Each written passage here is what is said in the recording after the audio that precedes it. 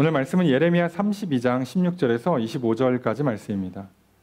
이제 예레미야가 오늘 16절에 보면 매매 증서를 네리야의 아들 바룩에게 넘겨준 뒤에라고 돼 있어요. 이렇게 하고 나서 여호와께 기도를 드려요. 그럼 우리는 매매 증서를 네리야의 아들 바룩에게 넘겨줬다는 게 무슨 뜻인지부터 알아야겠죠. 자, 지금 바벨론이 쳐들어왔고요. 예루살렘이 항복을 하지 않자 성을 무너뜨리기 위해서 토성을 쌓고 이제 천천히 압박해서 들어옵니다. 토성을 다 쌓아서 높이를 얼추 맞추면 이제 제대로 진격하겠죠. 그러면 이제 예루살렘은 함락당하게 될 겁니다. 자, 그 상황에 예레미야는 항복하라고 얘기를 했고 저항하고 대항을 하면 오히려 크게 어려움을 당한다고 얘기를 해서 왕과 신하들과 백성들에게 미움받고 현재 감옥에 갇혔어요. 자, 그런데 하나님께서 예레미야한테 말씀하십니다.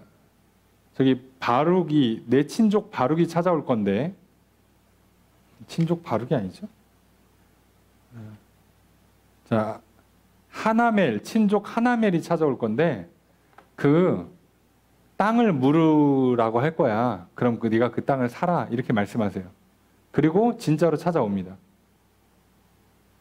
그럼 우리는 이 장면을 보면 정말 사람이 진짜 얼마나 못됐는지를 깨달을 수 있어요.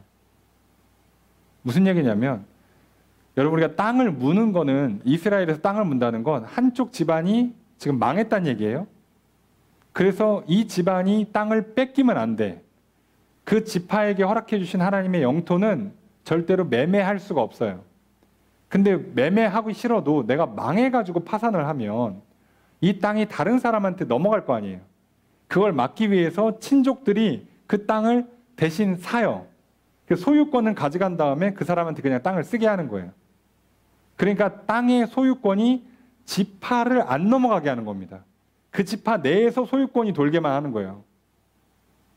다른 지파가 못 사게, 우리로 치면은 저기 땅 투기를 못 하게 하는 거예요.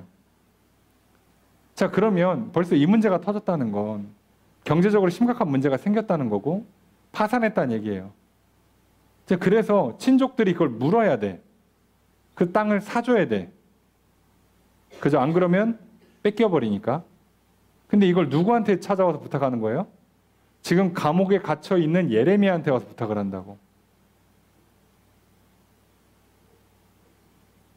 그럼 이 사람들이 지금 왜 파산해서 망해서 땅을 팔아야 되는 지경까지 왔을까요? 바벨론이 쳐들어와서 예루살렘 둘러싸니까. 나가서 농사를 짓습니까? 나가서 소와 양을 키울 수 있겠습니까? 무역을 할 수가 있겠어요? 그래서 망한 거예요. 아니, 예레미야가 빨리빨리 항복하라 그랬고 그러면 데미지 없이 포로 끌려갔다 돌아온다고 얘기를 했는데 그 말 안 들어서 망한 사람들이에요. 그래놓고 지금 누구한테 이거를 책임을 져달라고 부탁하는 거예요? 예레미야한테. 예레미야 말을 들었으면 이런 일이 생기지도 않아요. 애시당초. 그렇게 경고했는데 경고한 사람 말을 안 들어놓고 문제가 터지니까 도와줄 사람 하나도 없지. 근데 그 사람한테 도와줘요. 심지어 예레미야는 지금 어디 있다고요? 감옥에 갇혀 있어요.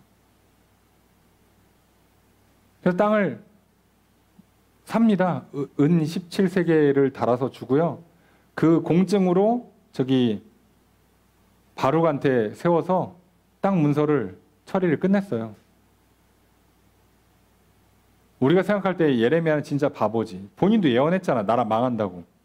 그럼 내가 감옥 갇혀 있어. 나라는 망해. 그럼 이 땅 나는 언제부터 쓸 수 있어요? 70년 뒤에 쓸 수 있는 땅이에요. 예? 써도 70년 뒤에 쓸 수 있는 땅이라고. 그거를 내가 왜 사주냐고, 상식적으로. 그리고 내 말 안 들어가지고 지금 망한 사람들이야. 쌤통이다고 해도 시원찮은 판에 와서 나한테 팔아달래. 이게 인간들이 다 그래요. 경고하고 도와줄 때는 말 정말 죽도록 안 듣고 문제 생기면 또 도와줄 사람 그 사람밖에 없거든. 또 와서 마치 뭐라고 부탁하냐면 너가 책임져야 된다라는 식으로 지금 예레미야한테 얘기합니다. 친족 중에서 너가 책임져야 된다. 아니 무슨 친족이 예레미야밖에 없어요. 상식적으로. 그리고 원래 이 제도가요. 가까운 친척 순으로 하는 거예요. 그러니까 이쪽에서 거절하면 다음 사람한테 가요.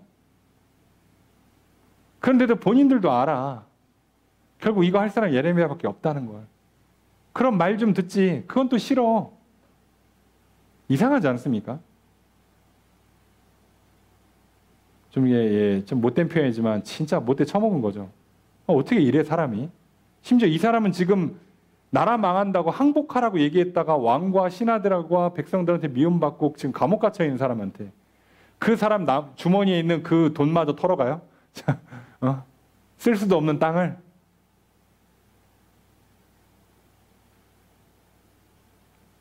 그런데요. 그렇게 해놓은 다음에 예레미야가 기도를 합니다. 자, 어떤 기도가 될까? 참 여러 가지로 감정이 막 복잡하겠죠. 그래서 기도에 감정이 복잡하게 나와요. 슬펐다 그랬다, 하나님 찬양한다 그랬다. 마음이 좀 어렵죠 지금 예레미야도. 뭐라고 그러냐? 슬프도소이다. 주 여호와여, 주께서 큰 능력과 펴신 팔로 천지를 지으셨사오니 주께서는 할 수 없는 일이 없으시니이다. 아니 하나님이 전능하신데 나는 슬프대. 이건 또 뭐야?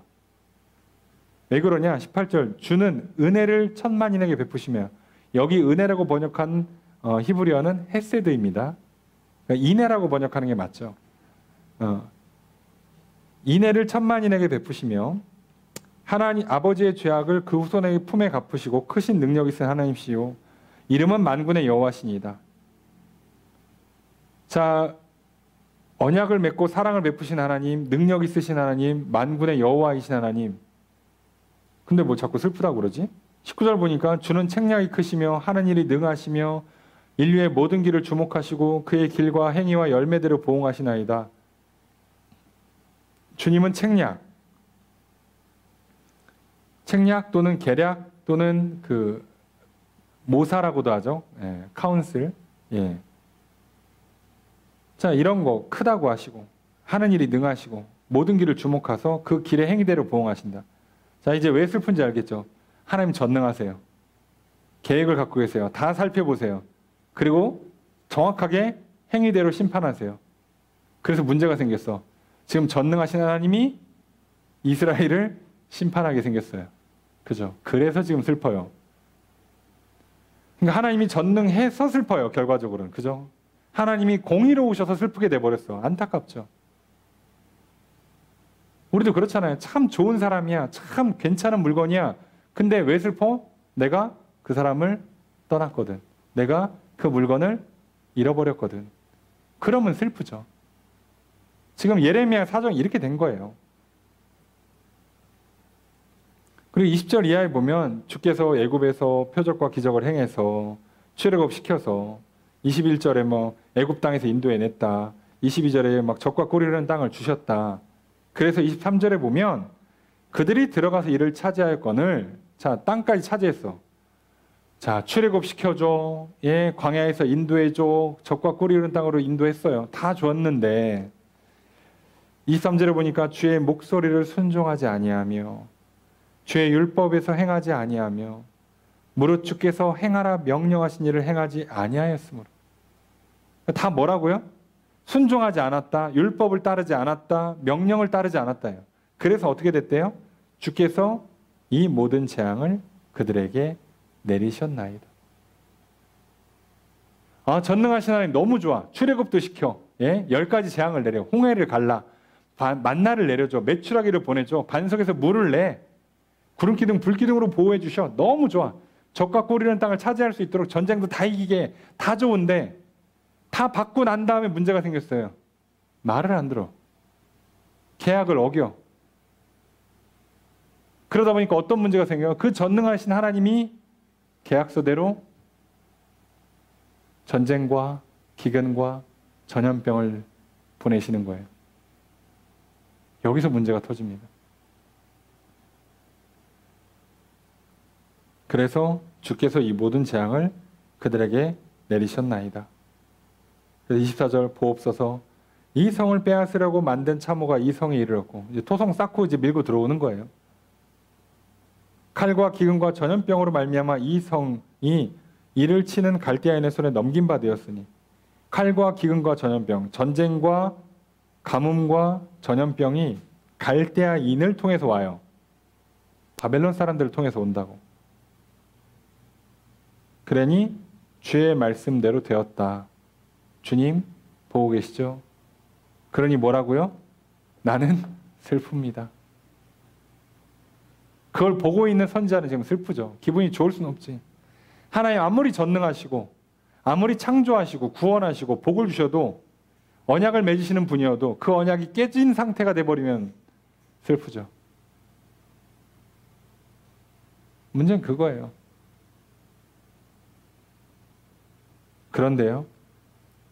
그런데 예레미야가 이 슬픔에 완전히 잠식당하지 않는 이유가 뭘까? 절망에 빠지지 않을 수 있는 힘이 어디서 왔을까? 슬프다고 기도할지언정 슬픔에 매몰되지 않고 낙심하고 절망하고 포기하지 않고 끝까지 기도하고 또 거기서 또 선포하고 어떻게 계속 이 싸움을 싸워낼 수 있는가? 어떻게 이 일을 해낼 수 있는가를 보면 오늘 25절에 보니까 주 여호와여 주께서 내게 은으로 밭을 사며 증인을 세우라 하셨으나 이 성은 갈대아인의 손에 넘긴 바 되었나이다. 자, 성은 넘어가게 생겼어. 근데 자기는 뭐 했다는 거예요?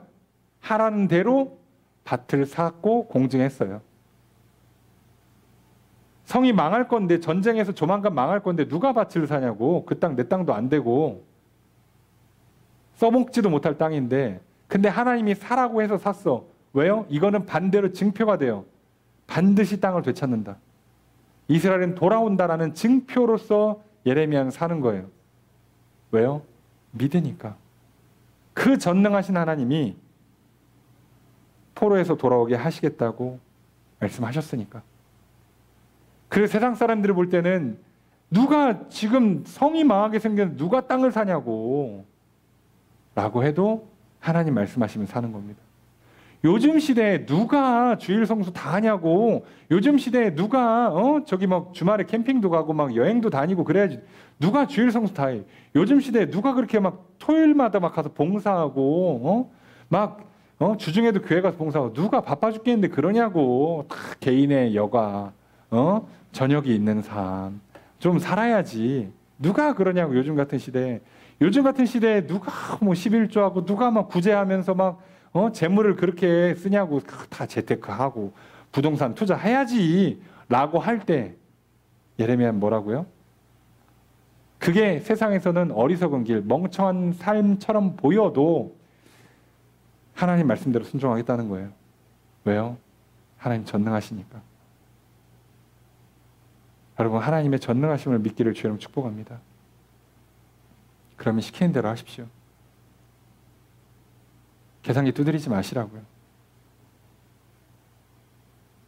내가 아무리 애를 써도요. 그 생각과 계획 중에 뭐 하나만 틀어져도 다 무너집니다. 내가 열심히 사는 것 같아도요. 뭐 하나만 틀어지면 다 무너집니다.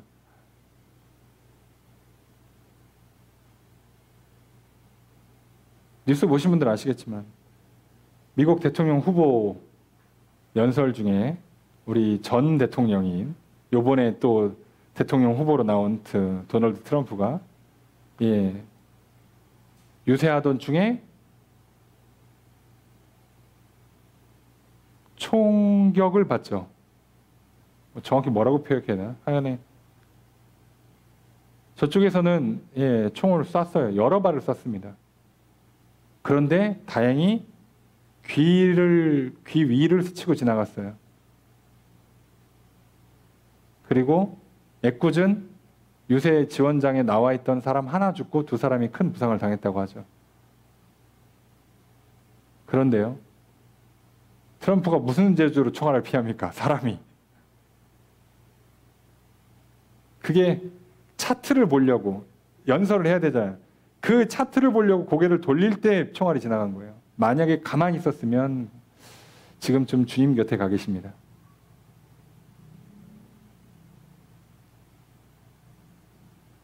더 놀라운 건요. 미국이 보통 나라가 아니에요. 그런 정도 되는 사람이요. 유세하잖아요. 주변에 경찰, 경원 다 깔려 있고요. 주변에 큰 건물들에는 그 경찰들 또는 특수부대들이 스나이퍼를 서요. 그런데도 그걸 뚫고 저격이 들어왔다니까요. 그럼 오늘 우리가 살고 죽는 거, 내 인생에서 계획 하나, 진짜 총알이 하나 스쳐 지나가는 걸로 누구는 살고 누구는 죽는다고. 근데 우리는 맨날 뭐에 빠져 있어요? 어떻게 나의 어떤 삶을 할까 계획에 빠져 있고, 어떻게 나의 집을 꾸밀까, 나의 인생을 꾸밀까, 어떻게 뭐 머리를 하고 옷을 입을까, 여기에 온 시간과 정성과 에너지를 다 쏟고 있죠. 그랬던 이스라엘 백성들이 지금 바벨론 쳐들어서 망하게 생겼으니까 어떻게 해요? 파산하고요. 땅 팔고 그저 망한 인생, 도망하는 인생이 되고 말아요. 그런데 이상하죠? 나중에 시간이 지나면 어떻게 될까요? 예레미야요, 현재 미움받고 감옥 가 있지만 바벨론 왕이 들어와서 어떡합니까? 이분은 진짜 선지자니까 따로 방 하나 내어드려라 이렇게 해요. 그리고 예레미야가 산 땅은 나중에 예레미야의 후손들이 그대로 가져가죠. 누가 승자일까요? 누가 진짜 지혜로운 인생을 살고 있는 걸까요? 지금 당장은 어리석어 보이는 이 삶이 그저 하나님 말씀하신 대로 따라갔기 때문에, 그래서 세상과 다른 길을 걸어가는 이 삶이 지혜로워요. 정작 지금은 예레미야가 더 슬퍼요. 더 답답해요. 그런데 정말 하나님과 평안을 누리고 있는 사람, 진짜 이 세상에서 매여 있지 않고 자유롭게 사는 사람은 예레미야잖아요. 오늘 그래서 예레미야는 참 특이한 기도를 해요. 하나님은 전능하시고 창조하시고 구원하시는 분이고, 말씀하신 대로 이루시는 분이고 심판하시는 분인데 나는 슬픕니다 라는 이상한 기도를 하게 되는 거예요. 아쉽죠? 예레미야 잘못은 없죠. 오늘 우리가 나 자신을 볼 때, 세상을 볼 때 이런 마음이 들 때가 있지 않겠습니까? 여러분 그때 꼭 기억하십시오. 결국 세상은 주님의 말씀대로 창조되었고요. 이 세상은 주님의 말씀대로 돌아갈 겁니다. 여러분의 생각과 계획대로 되지 않을 거고요. 사람의 방법으로 그 어떤 것도 이루어지지 않을 겁니다. 그러니 고민하고 애쓰고 노력하고 고집부릴 시간에 예레미야처럼 기도하십시오. 하나님 말씀에 순종하십시오. 묻고 구하고 찾고 찾으십시오. 그러면 삽니다. 그러면 구원받습니다. 놀랍게도 이 감옥은 예레미야를 보호해주는 울타리가 돼요. 그들이 쌓았던 예루살렘 성, 그들이 굳건히 믿고 있던 성전과 성전에 계신 하나님은요, 그렇게 믿었던 그들은요, 결국 성 무너지고요, 성전 무너지고요, 많이 죽어나가고요, 비참하게 포로로 끌려갑니다. 이상하지 않습니까? 감옥인 줄 알았더니 나를 지켜주는 산성이 되었어요. 나를 지켜줄 성인 줄 알았더니 나를 무너뜨리는, 오도 가도 못하게 나를 둘러싸는 감옥이 되었어요. 예레미야와 백성들은 정반대의 삶을 살고 있습니다. 오늘 세상은 우리를 멍청하다 얘기할지 몰라요. 어리석다 말할지 모릅니다. 왜 시간을 그렇게 쓰냐? 왜 돈을 그렇게 쓰냐? 왜 인생을 그렇게 낭비하냐라고 할지 모릅니다. 하지만 저들이 믿고 있는 그 계획들, 저 시간 관리, 저 돈 관리, 저 인생을 즐기는 방식들이 결국 저들에게 감옥이 될 거예요. 절망이 될 겁니다. 하지만 저들이 볼 때는 감옥에 갇혀 사는 것처럼 보이는 우리가, 정말 슬프고 괴롭게 사는 것처럼 보이는 우리가 진짜 평안하고 산성에서 안전하게 보호받고 살아가게 될 겁니다. 오늘 예레미야는 그걸 증명해주고 있잖아요. 오늘 또 이 한 주를 살아갑니다. 절대 세상을 기준으로 삼지 마십시오. 생각과 계획을 메어 살아가지 마십시오. 욕심 부리지도 고집 부리지도 마십시오. 그저 우리가 할 게 있다면 전능하신 하나님을 믿는 겁니다. 창조의 하나님을 믿는 겁니다. 공의로 심판하신 하나님을 믿으십시오. 말씀대로 그대로 된다는 것을 믿으십시오. 그러니 말씀 들리면 믿고 순종하시고요. 그저 기도에 힘쓰십시오. 오늘도 그렇게 한 주를 살아가신다면 이 한 주 우리는 오히려 역전되는 인생, 그래서 감옥처럼 보이는 것이 참 자유로운 곳이 되고, 갇혀 있는 것 같은 곳이 나를 보호해주는 곳이 될 겁니다. 오늘 이 한 주를 살아갈 때 정말 안전하고 평안하고 행복한 인생, 결국 승리하는 인생 살아가게 될 것을 우리가 이 시간 하나님께 구하려 합니다. 하나님 전능하심을 믿습니다. 하나님 창조하시고 구원하시고 다스리심을 믿습니다. 심판하심도 믿습니다. 그래서 하나님 말씀대로 순종할 것입니다. 하나님 내게 믿음을 더해 주십시오. 말씀을 또 들려주십시오. 깨닫게 도와주십시오. 성령으로 충만하게 채워주십시오. 그래서 오늘 늘 하나님께 기도하는 인생, 결국 말씀에 순종했더니 증표로서 땅을 사고 믿음의 증명으로 땅을 사고 그 땅이 결국 나의 땅이 되는 것. 하나님 오늘 내가 결국은 믿음을 드러낼 때 하나님 그 믿음으로 말미암아 상과 복이 있는 인생, 영생과 복락을 누리는 인생 되게 하여 주시옵소서. 그런 한 주를 살게 하여 주시옵소서. 우리 좀 기도하고요. 또 각자의 기도 제목들을 놓고 기도하고요. 여러 중보의 제목들을 놓고 기도하려 합니다. 오늘 우리 기도를 들으시고 응답해 주시는 주님의 크신 은혜가 함께 있기를 주의 이름으로 축복합니다.